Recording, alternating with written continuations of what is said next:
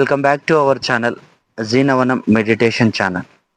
Last టాపిక్లో మనము ధ్యానం సర్వరోగ నివారణి, ధ్యానం చేస్తే అన్ని రోగాల నుండి, అన్ని రకాల డిసీజెస్ నుండి ఎలా రిలీఫ్ అవుతాం, ఎలా విముక్తులం అవుతాం అనే దాని గురించి లైట్గా తెలుసుకున్నాం. సో మళ్ళీ చెప్తున్నాను, ఎట్లాంటి డిసీజ్ ఉన్నా దేనికి కూడా మనం ఇబ్బంది పడాల్సిన అవసరం లేదు. నాకు ఈ సమస్య ఉందని దుఃఖానికి లోన్ కావాల్సినటువంటి అవసరం. ఒక 21 రోజులు లేదా ఒక 41 రోజులు ఒక మండల దీక్షలాగా తీసుకొని ప్రతిరోజు ఉదయం సాయంత్రం రెగ్యులర్గా కనుక మెడిటేషన్ చేసినట్లయితే తప్పకుండా అంతకు ముందున్నటువంటి జీవితం కంటే ధ్యానం చేసిన తర్వాత ట్రాన్స్ఫర్మేషన్ అనేది అందరి జీవితాలలో రావడం అనేది జరుగుతుంది. ప్రాక్టికల్గా చేసి చూద్దాం. ఒక 30 సంవత్సరాలు ఉన్నటువంటి వ్యక్తి కనుక ఒక సమస్యతో తనగా బాధపడుతూ ఉన్నాడు అనుకోండి, అంటే 29 సంవత్సరాలు అదే దానితో బాధపడి ఉంటాడు. ఒక ప్రాక్టికల్ కనుక చేసి చూద్దాం, ఒక 41 రోజులు, ఒక 21 రోజులు ఏం జరుగుతుందమ్మా. కాబట్టి ఎట్లాంటి ఏ ప్రాబ్లం ఉన్నా ధ్యానంతో మనము అన్ని రకాల రోగాల నుండి విముక్తులం కావచ్చు. ఈరోజు మనము ధ్యానం సకల భోగకారిణి, అంటే సకల భోగాలు, ధ్యానం సకల భోగకారిణి అనే ఒక అంశం గురించి తెలుసుకుందాము. సకల భోగాలు మీన్స్ హియర్ లగ్జరీస్. ప్రతి మనిషి అందరూ కూడా లగ్జరీస్ కావాలని కోరుకుంటూ ఉంటారు. లగ్జరీస్ లేక అనేక సౌకర్యాలు, లేకుంటే వాళ్ళ బిజినెస్లో డెవలప్మెంటు, లేకుంటే వాళ్ళ ఉద్యోగంలో డెవలప్మెంటు, ప్రమోషన్స్, పిల్లలలో చూసుకుంటే వాళ్ళ నాలెడ్జ్లో ఎక్సలెన్సు, మార్కులలో ఎక్కువ రావడము, గ్రేడ్స్ బాగా రావాలని వాళ్ళు కోరుకుంటూ ఉంటారు. నెక్స్ట్ ఇంకా ఉమెన్స్ అయితే వాళ్ళ ఆర్నమెంట్స్ అయినా కానీ ఇంకా కావాలి, లగ్జరీస్, కార్లు, ఇల్లు, సో మెనీ. అంటే ఇవన్నీ విశ్వంలో ఉన్నటువంటి సంపదలు ఎవరి గురించి ఉన్నాయి అంటే మనిషి అవసరాల గురించే ఉన్నాయి.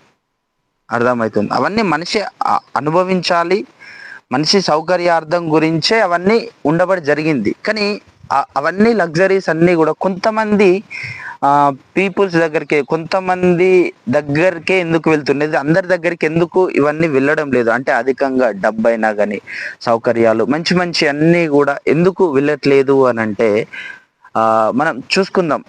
బ్యాక్ ఎండ్లో ఏం జరుగుతుంది అంటే, ఒక సూపర్ మార్కెట్కి వెళ్దాం. సూపర్ మార్కెట్కి వెళ్ళిన తర్వాత నా దగ్గర 100 రూపాయలు ఉన్నాయి అనుకోండి, అందరి దగ్గర ఒక 100 రూపాయలు ఉన్నాయి అనుకోండి, కానీ ఒక 1000 రూపాయల వస్తువును మనం ఎక్స్పెక్ట్ చేస్తున్నాం. సో 100 రూపాయలు మన దగ్గర ఉన్నాయి 100 రూపీస్, కానీ we're expecting 1000 rupees worth of thing. అంటే 100 రూపాయలు ఉన్నటువంటి వ్యక్తి 1000 రూపాయలు వస్తువును ఎక్స్పెక్ట్ చేస్తున్నారు. ఎక్స్పెక్ట్ చేయడంలో ప్రాబ్లం ఏం లేదు, కానీ మన దగ్గర ఉన్నటువంటి అర్హత ఎంత అంటే 100 రూపాయలు. ఆ 1000 రూపాయల వస్తువు నాకు రావాలి అని అంటే ఇంకా I will add to this 100 rupees 900 add చేయాలి. ఇంకా 900 కనుక యాడ్ చేస్తే ఆ వస్తువుకు సరిపడా కావలసినటువంటి మనీ మన దగ్గర వచ్చేస్తుంది, ఆ వస్తువు మనకు వచ్చేస్తుంది. అదేవిధంగా బయట ప్రపంచంలో మనం అన్ని కోరుకుంటున్నాం, చాలా సంతోషం, కోరుకోవడంలో ఎట్లాంటి ప్రాబ్లం ఏం లేదు.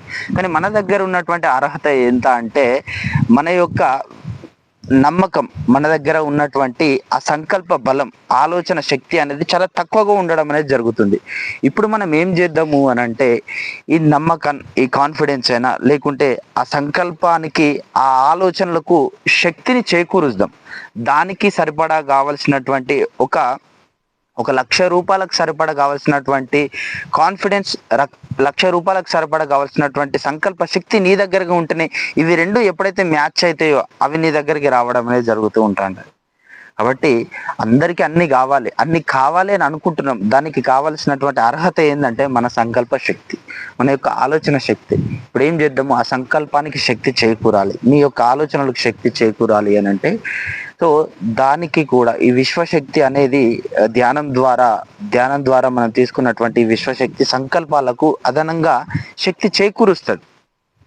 ఈ చేకూర్చినటువంటి ఈ శక్తి ద్వారా ఈ సంకల్పాలకు, ఈ ఆలోచనలకు అదనంగా శక్తి యాడ్ అయిన తర్వాత ఎప్పుడైతే మనం సంకల్పించుకుంటామో ఈ విశ్వంలోకి మీ యొక్క ఆలోచన ఇంకా శక్తివంతంగా వెళ్ళి ఏవైతే మనం కోరుకుంటామో అవన్నీ మన జీవితాలలోకి రావడానికి మార్గాలు అనేది ఈ ప్రకృతి అనేది ఇవ్వడం అనేది జరుగుతూ ఉంటుంది.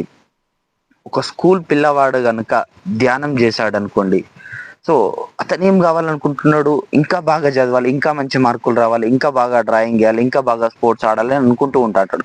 మెడిటేషన్ చేస్తే నీ మైండ్ ఎక్స్పాండ్ అవుతుంది, నీ యొక్క ఎమోషనల్ బాడీకి, నీ యొక్క ఆ, నీ ఎంటైర్ సిస్టానికి కూడా ఎక్కువ ఎనర్జీ తోడైతూ ఉంటాడు. తద్వారా నువ్వు ఇంకా బాగా క్రికెట్ ఆడగలుగుతావు, ఇంకా బాగా డ్రాయింగ్ వేయగలుగుతావు, ఇంకా బాగా చదవగలుగుతావు, ఇంకా బాగా నీకు మార్కులు రావడం అనేది జరుగుతూ ఉంటాడు.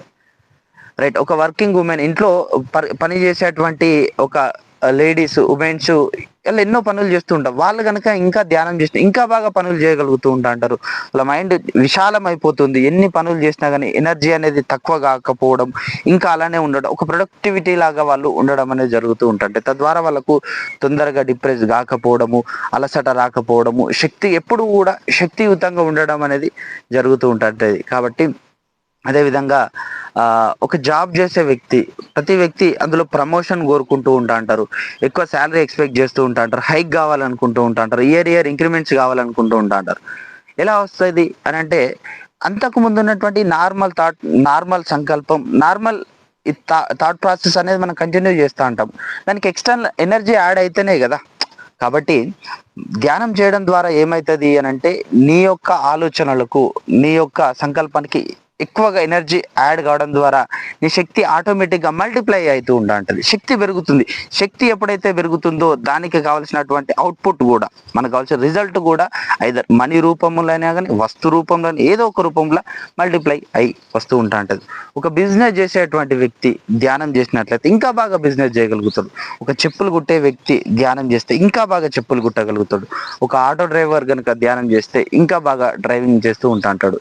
సో అన్ని రకాలు మన జీవితంలో మనకు కావలసినటువంటి అన్ని రకాలైనటువంటి సదుపాయాలు, ఏం కావాలనుకున్న డబ్బు, ఆస్తి, ఐశ్వర్యము, ఆరోగ్యము, పేరు ప్రఖ్యాతులు, ఎవ్రీథింగ్, లగ్జరీస్, అన్ని ఏ భోగాలు మనకు కావాలన్నా కానీ, సో ఇక్కడ మన భావానికి శక్తి చేకూరాలి. యద్భావం తద్భవతి.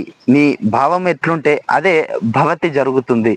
కాబట్టి ఈ భావాలకు శక్తి చేకూరాలి అని అంటే తరచు ధ్యానం చేయడం ద్వారా మాత్రమే, ఉదయం సాయంత్రం ధ్యానం చేస్తేనే నువ్వు ఎనర్జీ చైతన్యవంతునిగా మారుతావు. అప్పుడు నీకు కావలసినటువంటి డిజైర్స్ ఏమున్నా కానీ అతి తొందరగా నీ జీవితంలోకి రావడానికి ఆస్కారం ఉంటుంది. కాబట్టి ధ్యానంతో సకల భోగకారిణి, సకల భోగాలు సిద్ధించబడతాయి.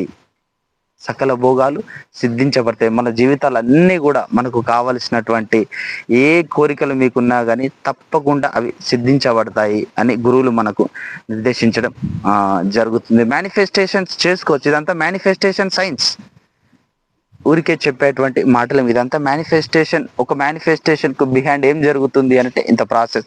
చాలా తక్కువగా చెప్పాను, ఇది ఒక పెద్ద టాపిక్, మనం అప్కమింగ్ వీడియోస్లలో తెలుసుకుందాము. సో మళ్ళీ చెప్తున్నాను, ధ్యానం సకల భోగకారిణి. ధ్యానం చేస్తే సకల భోగాలు మీ జీవితాలలో, మీ ఇంటిలోకి అన్నీ కూడా సిద్ధించబడతాయి. అందరికీ అన్ని కావాలి. కాబట్టి ప్రతిరోజు మనం ధ్యానం చేద్దాము, మనకు కావాల్సిన అన్ని కూడా సిద్ధింపజేసుకుందాము. మళ్ళీ ఒక టాపిక్తో మళ్ళీ కలుసుకుందాం. Thank you so much.